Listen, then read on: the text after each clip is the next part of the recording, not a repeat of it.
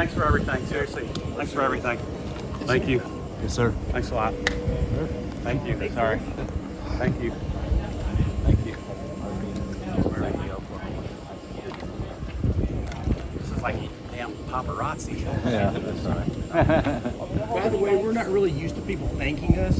Yeah. You need to say something. Hey, I was a journalism minor, so that's why I was so friendly to the two Northwestern kids. Oh, sorry. No wonder you get it. Yeah. And a mass communications master's, so I get it completely. Well, you did the smart thing getting out. Oh shit. Yeah, it's like Coaching is so much kinder. yeah. No. It's called Twitter.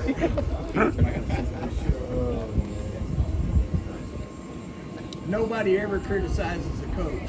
Shit. Whoops. Nate, help me out here. Put this on.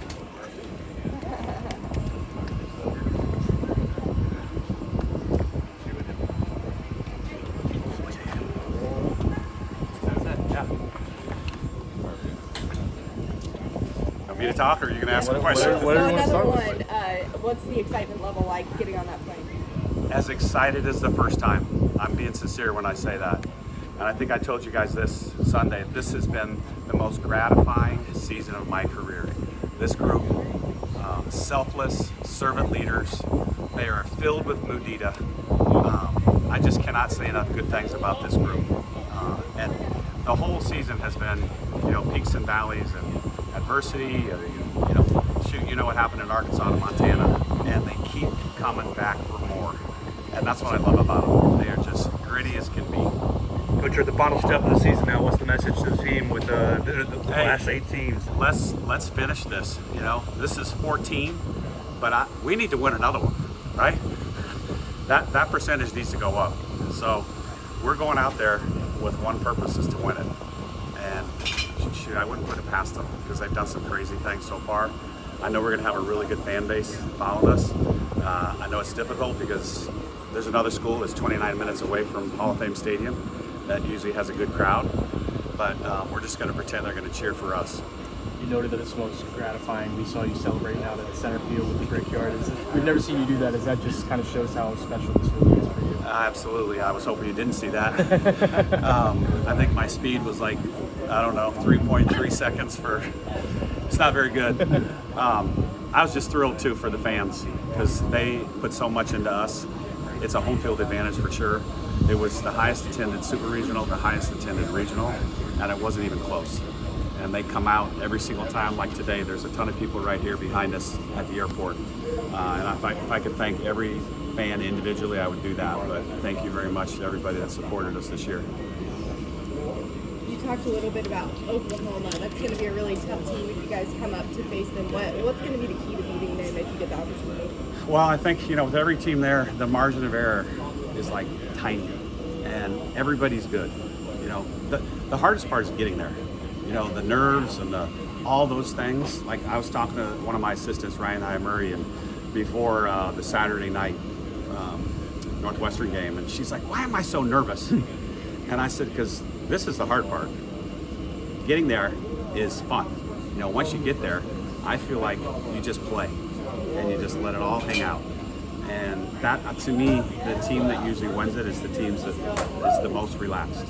And I've screwed up my part before because I think the team takes on my personality, and if I'm like this, they will be too. So you might see a little more loosey-goosey from me, and just enjoy every single moment because we're never guaranteed another one. Coach, is preparation for your opener, being a team that you're familiar with, different or easier than if it was somebody didn't know a thing about? I'd say since we played them 4 times, I don't know if easy is the right word, but we saw them, 3 weeks ago in Arkansas at the SEC tournament. We got to play them 3 times in Tennessee, and I know they're different. We're different. But the thing that I want to know, number one, is who's the hottest one on their team offensively, because it's probably somebody different from when we played them before. But we need to know that. We need to know who's the most confident, and we'll know that come game time, because to me that's the kid you got to watch out for. Who's the one that's like got the hot bat, When the other day you mentioned going back the last 10 or 15 games on your own team, I guess you did the same analytic with, Yes. with who you're playing. Yes, absolutely. And ours was Ashley Frange, like a long shot. Like she was hotter than heck, and she continued it.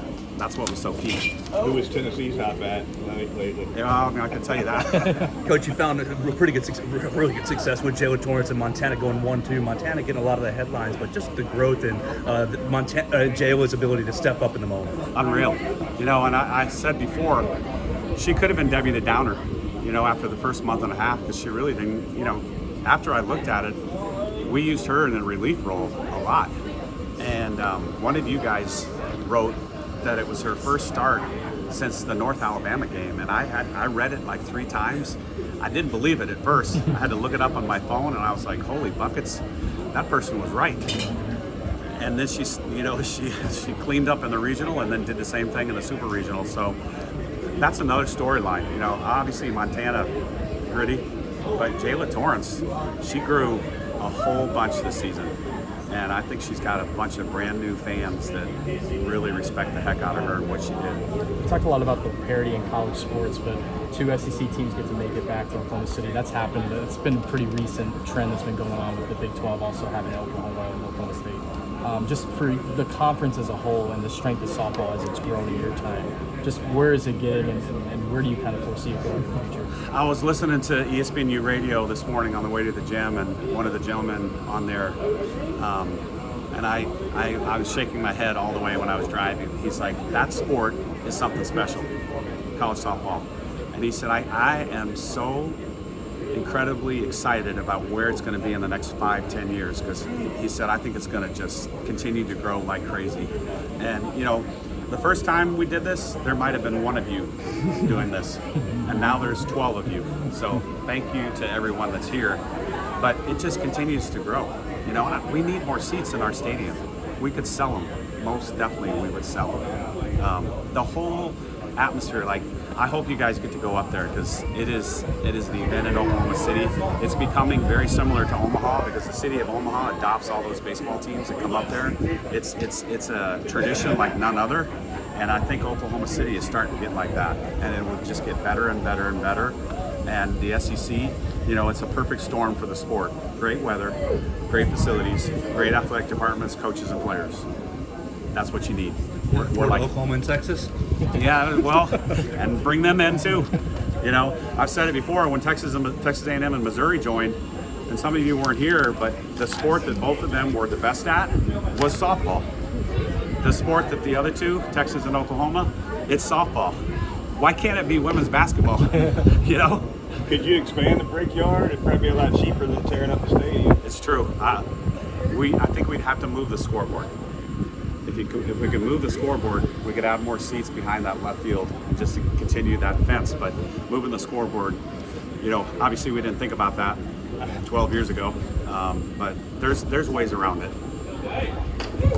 With Montana, last thing I want to ask was just she joins like Steffi Van Prakel and some great pitchers that have kind of come through your program to go to the Women's College World Series 3 times. Just as a kind of a crazy stat in her career, is this, where would you think that this kind of ranks for her? Well, you know, after the game, one of you said, you know, wow, you know, your last time at the Rhodes House, and it was your 100th win for Montana. I was like, I didn't even know that. Until he said it, I didn't realize that was the case. She didn't either. You could tell her reaction. But, you know, to bring a team 3 times, and nobody has done it 4 times. So this freshman class now has an opportunity to be the first class to go 4 times. But for Montana to do it, and in her 5th year, you know, people have seen her for 5 years. That's difficult. She's kind of reinvented herself this year. And I would not put anything past her right now in terms of what she's going to do up in Oklahoma City. Thank you, guys. Thanks, Coach. I'll say it again. Thank you. Thank you.